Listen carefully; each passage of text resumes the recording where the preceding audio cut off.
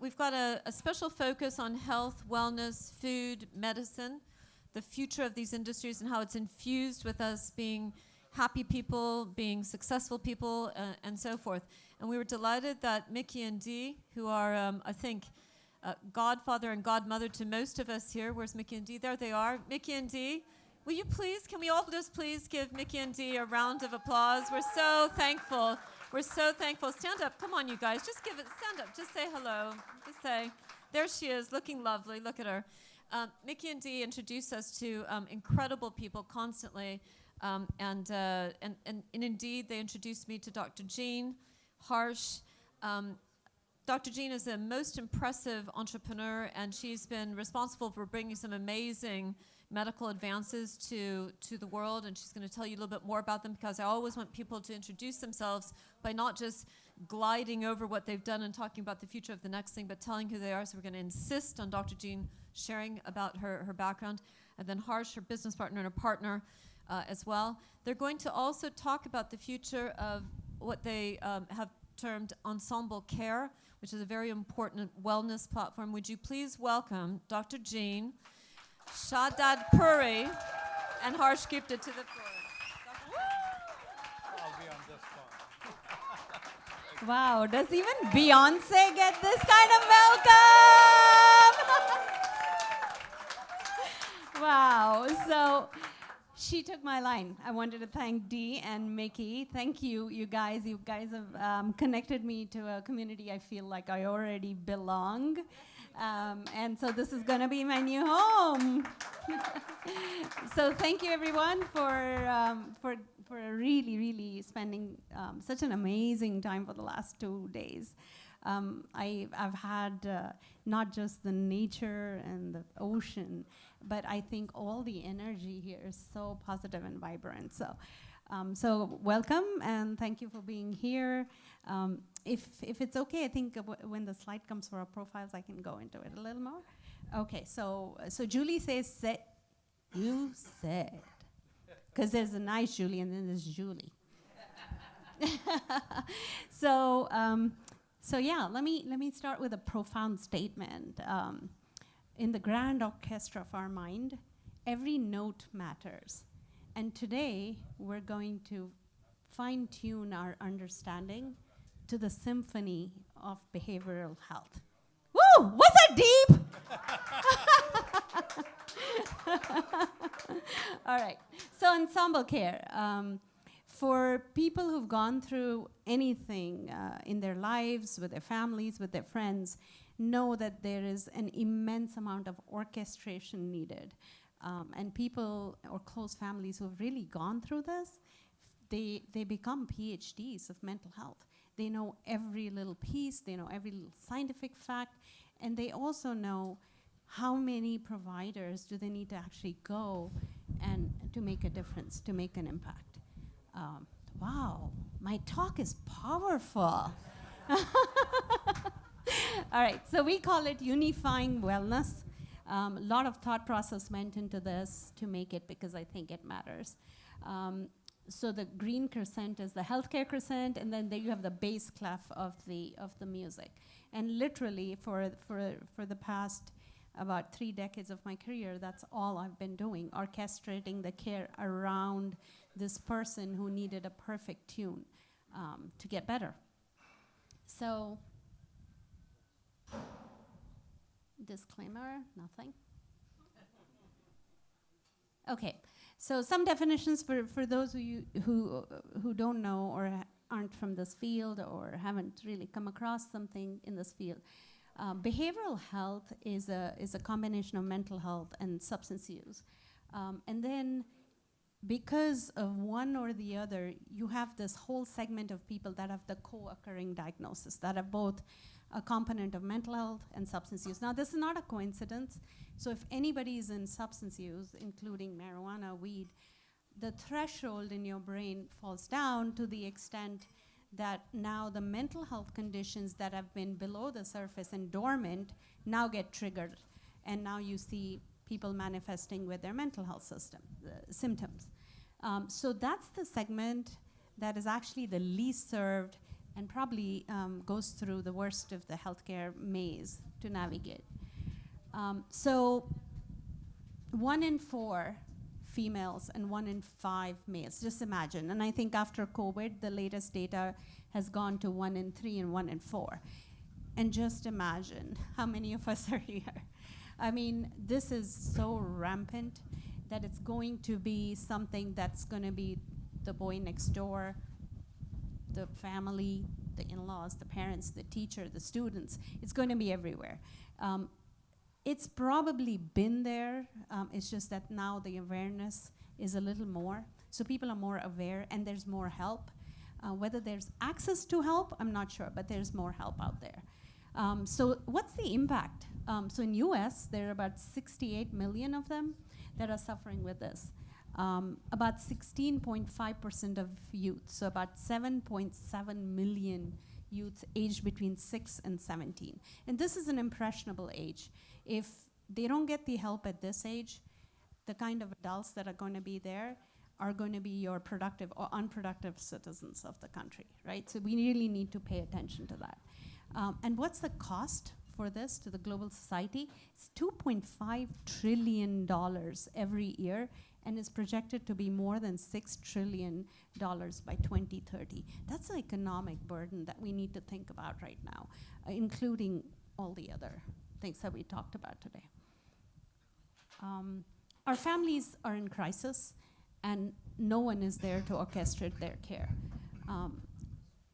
So the reality demands immediate creation and deployment of some innovation that can better connect patients, providers, payers, and ensure on-demand access. What do I mean by that? I mean, when you're feeling down or you're having an anxiety attack, it doesn't say 9 to 5, yeah, you can't have it anymore.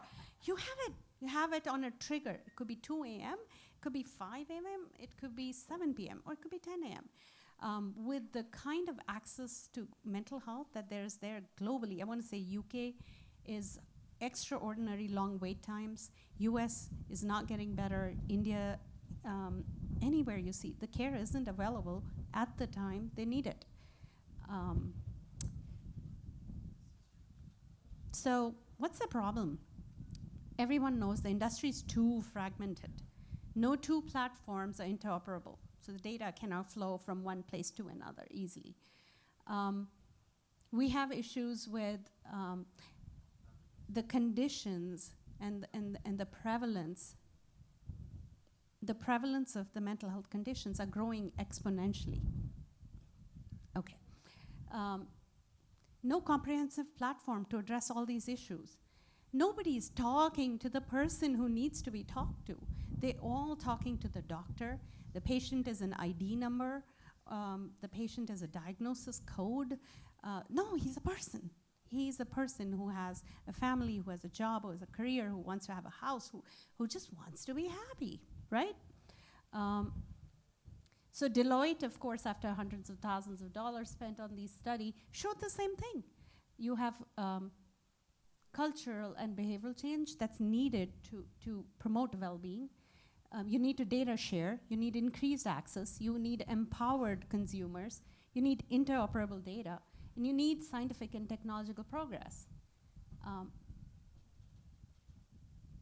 So imagine a world, right? It starts with imagine a world. Imagine a world which will aggregate all your data from every point of care that you've ever been in a clinic, in an x-ray, in an urgent care, in an emergency room, or just a chiropractor or Ayurvedic person. Imagine all those data points getting aggregated. Harness innovation, new treatments that include cost-effective breakthrough, therapeutic breakthroughs. So all the R&D that's going on all over the world is accessible to all the countries without the borders. Eliminate stigma. This is a big one. It's a big one in developed countries, developing countries, and underdeveloped countries. The stigma follows all these patients with this condition. Now, whether you're well off, then you're like, how could you? Or if you're not too well off, of course you would get it. No, that's not it. It can happen to anyone, any ethnicity, any geography, and any income level. Improved access.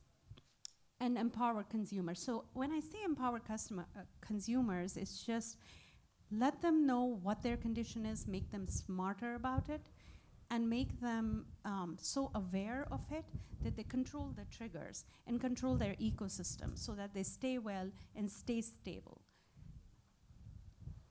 Whoever can answer this is now at the center of a $500 billion industry, which is combined mental health, substance use, and the telehealth global market.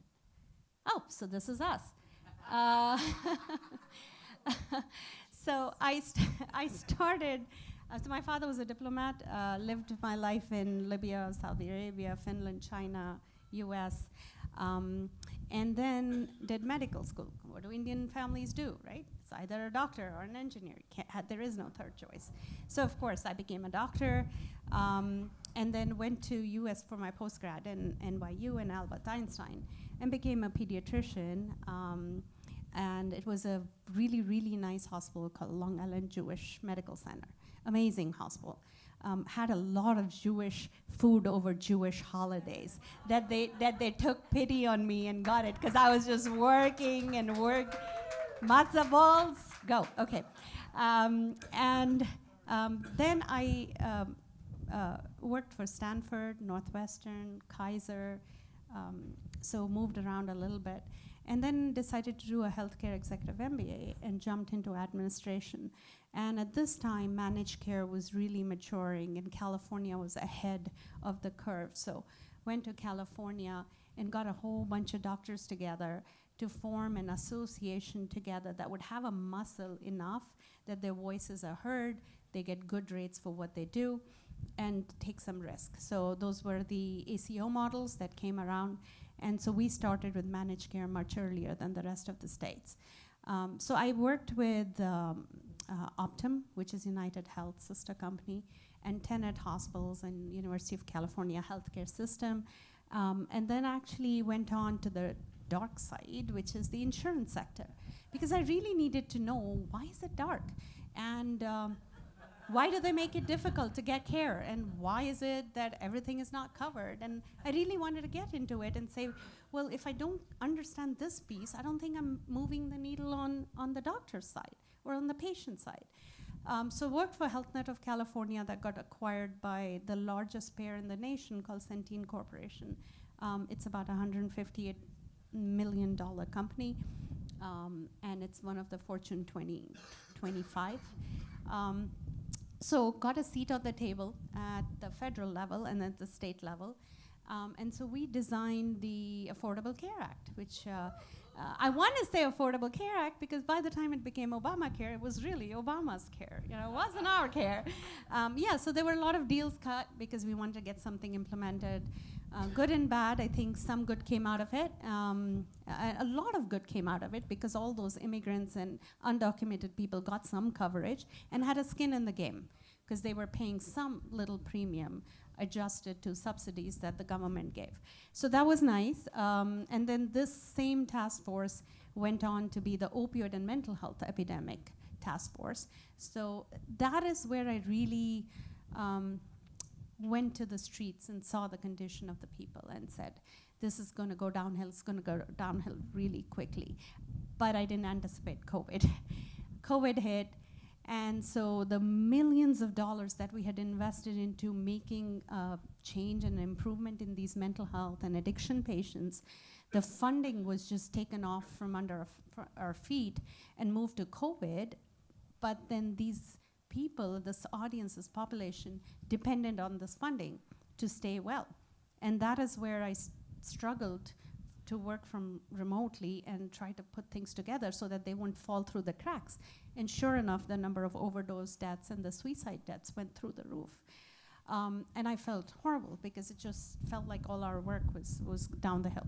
So we came up with the idea of starting a virtual company and a virtual ecosystem where all these patients can be handheld and given the support and the medication, whatever they need, virtually and remotely, safely, but effectively.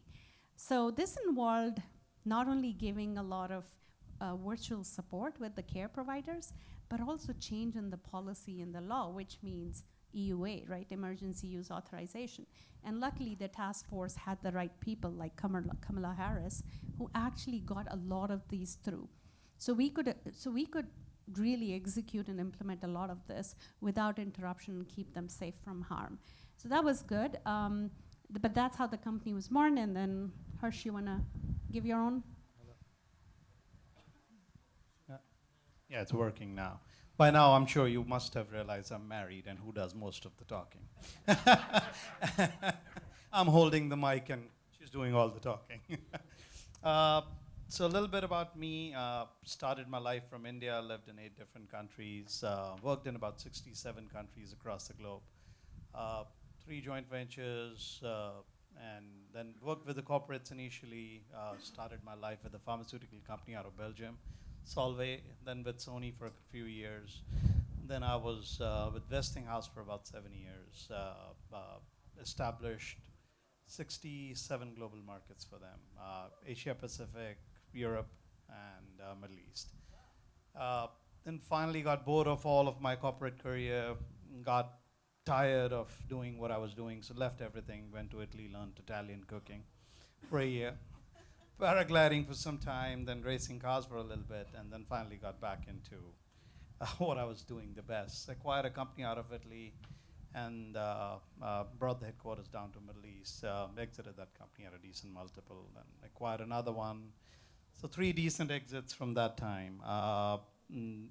Then I was consulting with a few companies out of US, how to take their global operations, how to take their operations global. And technology was one of the bigger things where India was booming at that point in time. So we set up a technology shop in India, and we outsourced a lot of technology for larger companies like US Foods, McKesson's of this world. So while developing all that, we delved into healthcare, and then eventually realized that behavioral and mental health, a lot of people, a lot of money, but people were not investing into technology. It was a fragmented market. A lot of people were doing different kinds of things. They were spending a lot of money on marketing, but not much on the internal technology. So we started creating affordable technology for them, where we created a CRM, we created a EHR, we created a telehealth platform, and we also created a patient engagement app for them. So that way is the entire spectrum of a patient life cycle, right from his first phone call to his journey through either dealing with addiction or mental health was covered through our entire ecosystem. While we were doing this, we also thought that while we have the entire technology with us, why don't we delve into being a care provider as well? And that's where we formed Ensemble Care, and that's where we're going with it. So that's a little bit about me. Yeah, it's time we tell them what it is. Okay, so why Ensemble Care? Delivering unprecedented orchestration of patients' navigation, care delivery, and data utilization, serving as a foundation for ensuring the providers, payers, patients, and their families have equitable access to world-class care when they need it the most and when they need it the most. So this is what our technology and platform and ecosystem looks like. Mental health and emotional well-being. So I don't like saying mental health, so I'm gonna, what I usually prefer to say is emotional well-being, but since this was not a related audience, I wasn't sure. But I like to call it emotional well-being. In your hands, in the palm of your hands. And it's not just a medication or a pill, not a 15-minute session with a psychiatrist, it's not a 45-minute session with a psychologist. This is a person that gets treated as a whole, which means the diet, the activity. Oh, thanks, Daniela. It's funny how the consumers knew so much more than the providers. But this is what's been developed with our patients and clients in mind, and they have actually actively given a lot of input into building this platform. So this is a wellness platform also. So when you first log into this, either through an employer or through B2C, or through a friend or word of mouth or family, you come across the wellness platform. So you have the yoga, the meditation, the mindfulness, the diet, activity, wearable integration, and music, right? Music. Music is a healer, right? Somebody said in the morning. So this platform has a life coach that actually builds a care plan for you, taking care of all the normal activities. Now, if the client or the patient is feeling down, they have a way to get into the assessments and the triage where they now are identifying themselves with maybe a condition that they need help with that they don't know.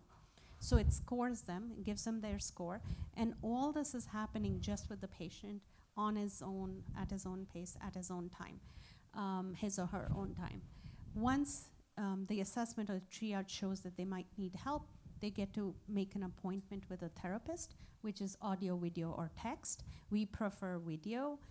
All our therapists and clinicians have to be available on a video. That's not an option. It's bad enough that it's remote, so at least have some connection, some eye contact, and some body language, which is so important, on a video platform. So this is our proprietary video platform, so you would see in the center section, you can see your appointments and see your dashboard. See, the idea is we're looking at more preventive care rather than reactive care. Most of the treatment within the mental health industry happens as an episodal treatment. A person feels certain way and he goes out there and seeks therapy. Our entire push is not seeking therapy alone, but it's more of keeping the people well. And as and when they need the therapy, they can seek therapy. So that's what we're trying to do here. The other important aspect of this entire ecosystem is we're making it more of a lifestyle for you. We don't want it to be something which is more like away from your life. So we want to keep everything on one platform. And another beautiful thing, I think Jean can speak more to it, is what you're seeing here is more like everybody confuses that you just created an app or you want to give them. It's an entire ecosystem. So your physician, your therapist, your nurse, your social worker, your content provider, your coach, everybody is working through one platform. So data interoperability and clean data is amazing. And you are in control of all that data because through the patient portal side, you take control of everything. Now, go back. Yeah. Yep, done. Okay, so this is what I wanted to show you. Your lifestyle on one.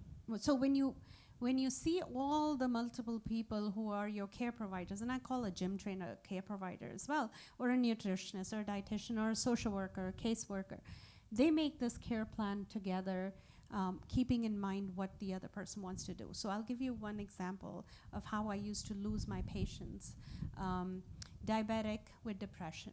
Right, so they're two separate doctors that don't talk to each other, have no idea what they're doing, separate medication, separate plan, and have no idea about or don't even care about their diet and activity plan. So what does this person do? Gets depressed, starts drinking a lot, sugar goes up, doesn't take the diabetic pill, depression gets worse in the emergency room with a diabetic coma, right?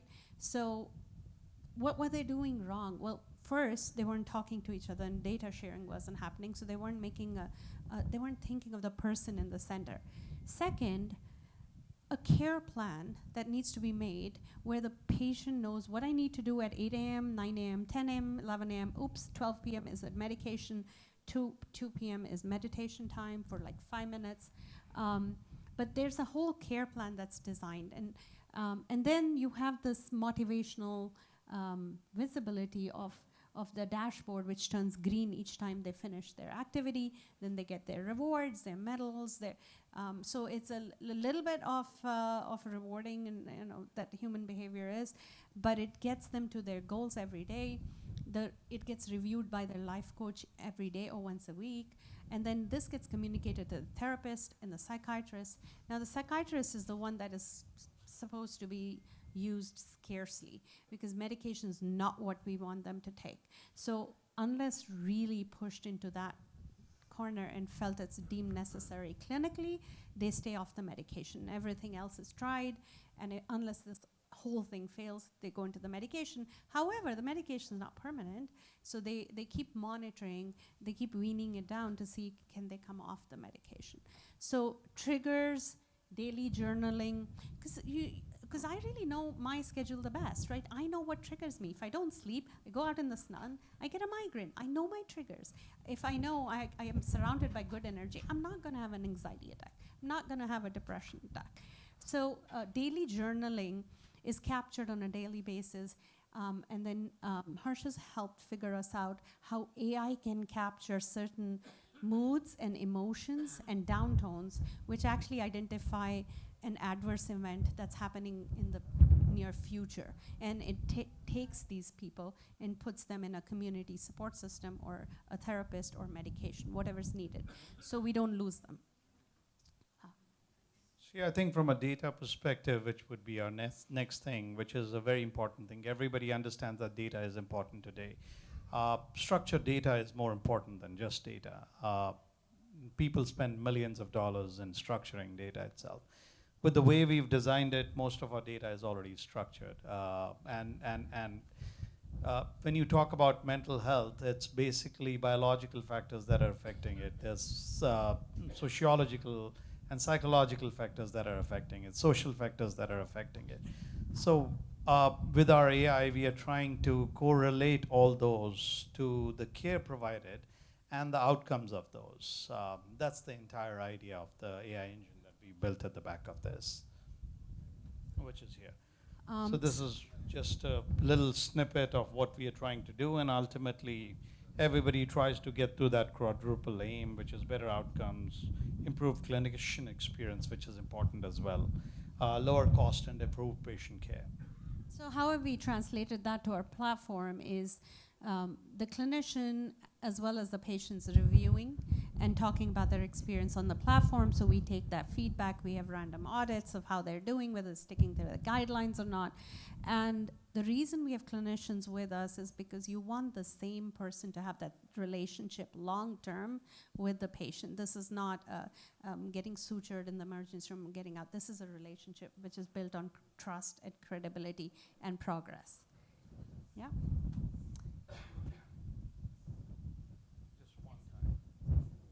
Okay. Just 2 minutes more. So monetization. Monetization is important. There are multiple sources of monetization here. Of course, one is a direct monetization, which is you have your outpatient care, mental health services, you have your physical health services, then you have data, which is structured data that you can provide to whether it's policymakers or whether it's pharmaceutical companies, and outcomes are very important for all of those. So there are multiple monetization opportunities there. That's about it. I think pairs, there are very many pairs. Our initial focus is on B2B. So we would be targeting a lot of employers. We are targeting unions, and we are also trying to target certain younger age people through the schools and school districts.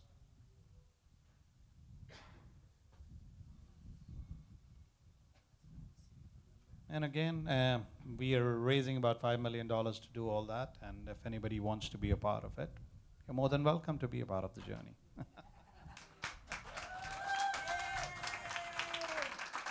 Wait. Julie, can I quickly tell them our phase 2?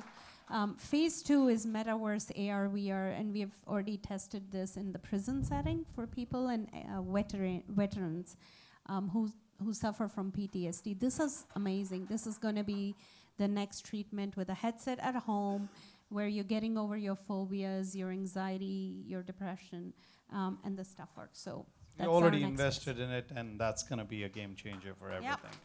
There you go. Phil, you want to play the video? Thank you. That's wonderful. And I think the questions that we're going to take a couple of questions from the audience in just a moment. Sure. But what I'm really kind of interested in you guys. Yeah. Sorry. What I'm really kind of interested in is the idea that you use the application or the platform for the rest of your life, or that it helps you get better and then you don't need it anymore? So when I said the lifestyle app, it's basically we all need help at all the time. And help doesn't have to be from a psychiatrist or a psychologist. We could need a coach. We could need the community. So there's a community is a big aspect of this entire ecosystem that we built. Neural AI engines that everybody is talking about it. We have a virtual assistant out there, so which would be helpful for people if they at any point in time want to answer any question related to their mental and behavioral health. So I think it's something that you can stick to for life, but you don't have to pay for it for life. We got a question with Kent. Kent, Hey, Kent. one of the microphones out to Kent. Where's Chris? Yeah, Chris? you can take that. Yeah, he can. Thank you, Carol. Thank you. So I've had the pleasure of talking to both of you about what you're doing. I think it's fantastic. And as I'm sure as many has clocked already, I'm someone who's dealt with mental health quite a lot. Thank you. Now, it's a twofold question, and I'd actually like to comment on Julie, your question as well first. Is it something meant to be deleted? Because I think Hinge has a saying, it's an app meant to be, built to be deleted. There is no such thing as getting over it. There's no such thing as getting rid of it. It is a lifetime, I'm not going to say condition, that's the wrong word, but in lack of better words, you understand what I mean. So my divided question comes to first what you said about stigma, and secondly about chemistry. So first of all, how do you envision getting over this stigma? And I'm Scandinavian. I know there's a big stigma there. It's still very much alive today. And secondly, when it comes to therapy in experience and so on, everything comes down to who you're talking to. It's not a what, it's a who. And how do you imagine being able to pair your customers, or the end users, rather? So this app is supposed to be sticky, not for when you need help, but when you don't need help. So this is like having the help on my wrist. It's like your Apple Watch. I have my therapist on here, my coach in here, and if I'm fine, it's still there telling me, am I doing my steps? Am I eating the right food? So the diet here is actually connected with some of the diagnostic therapeutic interventions that Harvard Medical School is doing. So the Associate Dean of McLean Hospital is actually helping in formulating diet for certain mental health conditions. And that's that's really shown some very good results. So that's the diet plan here. But when you're off medication, when you're off your triggers, that's what you need to hold you stable, which is diet, activity, meditation, sleep hygiene, which is so important. So that's one thing about the stickiness of the app. And you asked about the who. So we handpick our therapists. We take reviews, we take references. The credentials is one thing that we all do, but the maintaining of those credentials, maintaining their patient panel, and then there are random audits where we can go into looking at their work and either further upskill them or uptrain them, or just continue working with them. So that's about the who, which is so important because that's a relationship. But this is an ecosystem where they stay well. They're hopefully staying well, not needing any of those high-cost services. The other thing in addiction, mental health, is you're never really cured because you don't know what hits you in life, right? So you need that hand-holding here. So we have a companion or care buddy system where the patient appoints a friend, a mentor, a pastor right up front, and then anytime they're down, on a click of the button, the message goes to them, and it just says, Kent needs help, call. And you get a call. And this is before, hopefully, they've either done something bad or they're trying to get through crisis lines and the hold times are too long. The person who's coming on the other side of the crisis text line is not the person you want to really talk to. So the immediate support is your own friends and family and dear ones, and then you have the community support. So if that doesn't do it, your community will get you. If the community doesn't get you, then you have the crisis text. And I think one more thing, Kent, you were talking about stigma, but if you see, education is the only way to get rid of stigma. And with the way the world is shaping now, I mean, if we were living in early 2000s of India, nobody wanted to go to a psychiatrist. It was a big no-no. Everybody said you'll just rough it out and you'll be okay. That was the easiest thing. But now I think The newer generation is becoming more comfortable with it. We all have issues, everyone. And we really need to find out what's the right path for us. And everybody needs help at some stage. Hi, thank you so much for the work that you're doing. I'm a business coach, and one of the challenges is about habits. And I know there's things like James Clear's Atomic Habits, and that maybe people have heard of. I'd love to know, what are you doing? I mean, the challenge is getting people, you talk a lot of the things to get people to do things regularly and using an app, but how are you going to help people with those habits? And have you done research around that, please? Thank you. So that's a good question. So first thing about habits is let them know they have a habit, good or bad, right? Let them know and try to give them a 24/7 visibility into how they're doing. The next thing in human behavior is how. How are you going to fix those habits? Follow a care plan. Don't have to think. Just follow a care plan. The people who know the best have designed this care plan, and you monitor the progress. This is not without monitoring progress and outcomes. Outcomes are bad, it's not working. Outcomes are good, stick to it. Third is human behavior, right? Incentivizing with anything. Lollipops, cinema tickets, whatever, gym membership, whatever it takes, medallions, avatars, anything that it takes that they get more motivated to keep going for it. So it's a very simple, very visual, a green circle that completes, you're done, orange is you're almost done, red is like you've not started. And if that doesn't happen, then you actually get a physical intervention with a coach or a therapist saying, hey, I noticed you haven't been doing this, how can we help? So it's just continuously hand-holding so they know there's somebody there who cares about you, right? And not the insurance bearer who's saying, I don't think you need more than 20 sessions, and right? So it's somebody who's really cares about you.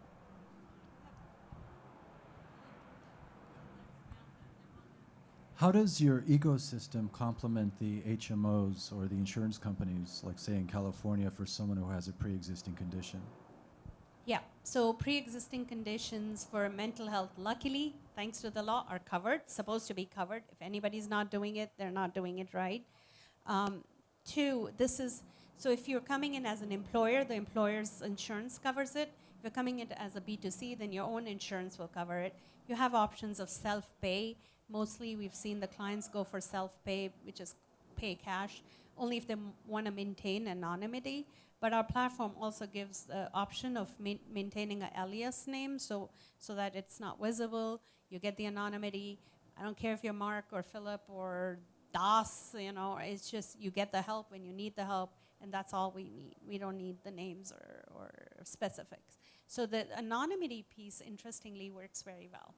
They really, really look forward to that.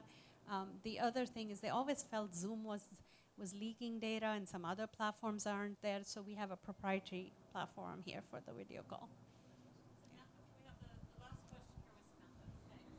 Okay, so your platform's very holistic, and I noted, particularly given our conversation last night about religion, that you mentioned having the mentor and having a link, for example, directly to your pastor. I resisted organized religion forever, and I've always been a Christian, but I just wouldn't go to church. And then I had a crisis, an absolute crisis.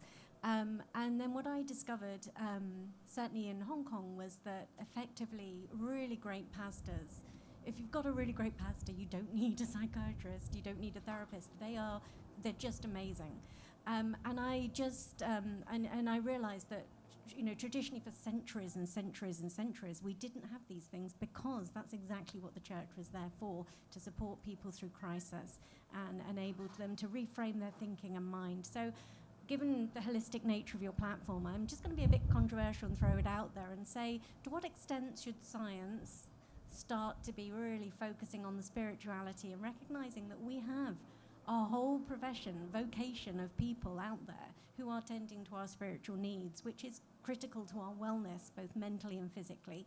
And we could transform ourselves if we tapped into that as well as part of this holistic approach. Wow, that was nice. That was excellent question and comment. So we know one thing. There aren't enough doctors to take care of the demand. There isn't enough coverage with reimbursements to take care of the demand. What you need to do is push this care down to the person themselves, and then their immediate support system. And the only two things that really work beautifully in this is hope and faith, right? So if you know that, why not? Why not leverage those inner strands and get them in touch with the environment or the people that they get the support from, and get them better? And then lo and behold, you're off the medication. You don't have the side effects. You're not relying on a pill. You're just getting better and inner healing. So this is what this platform's trying to do, and we know nobody would pay us for those services, but that's how they're built in, and then we try to make up for what that content does for the person. So there are podcasts, articles, YouTubes, anything that makes them more informed and educated with some curated content. I think just to add to it, it's a complement to your care. It's not a substitute to your care. That's a very important piece out there. One cannot substitute the other, but it's an ecosystem that has been built with human in mind, and different human beings can have different spiritual requirements. So considering that, it's very important to have all that. We'll just leave you with a 1 minute video. 1 minute which- video. Here absolutely. we go. All right, And very good. that'll give you a little bit of a holistic view of what we are doing here.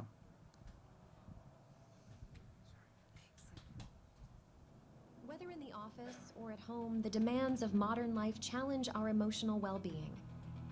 What if there was a solution? Both for businesses and for you. Introducing Ensemble Care, your comprehensive emotional well-being partner. Unifying wellness just got simpler. For employees, navigate work stress with scheduled therapy, wellness tools, and a supportive community. For everyone, personalized care plans, nutritional guidance, meditation, and more. When times get tough, immediate crisis resources are within reach. Leave all your worries, as Ensemble Care is committed to supporting your wellness journey and unifying care to ensure your holistic well-being. Employers, harness the power of analytics, reduced burnout, promote welfare leading to increased productivity, decrease absenteeism and talent retention, greater engagement, and address gaps with training needs. For individuals, a journey to self-betterment and peace of mind. Ensemble Care is a dynamic platform leading the path to healthier minds and happier lives. Ensemble Care, unifying wellness. Excellent. Thank you. Thank you. That was outstanding. Really, really outstanding.